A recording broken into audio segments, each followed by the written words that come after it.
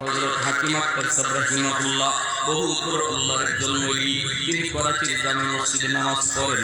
হঠাৎ করে তিনি দেখলেন একটা যুবক কাপড় দিয়ে ডান হাত পেঁচায় রাখছে, সুন্দর করে নামাজ পড়তেছে, সুন্দর করে রুকু দেয়, সেজদা দেয়, কিন্তু ডান হাত কাপড় দিয়ে পেঁচানো। এই দৃশ্য দেখা আল্লাহ ওলি আমাদের যুবককে ডাকলেন, তোমার নামাজটা বড় সুন্দর, তোমার রুকুটা বড় সুন্দর, তোমার সেজদাটা বড় সুন্দর, কিন্তু ডান হাত কাপড় দিয়ে কেন পেঁচায় রাখছো? যুবক বলতেছে, আল্লাহর ওলি, সে একটি করুণ ইতিহাস।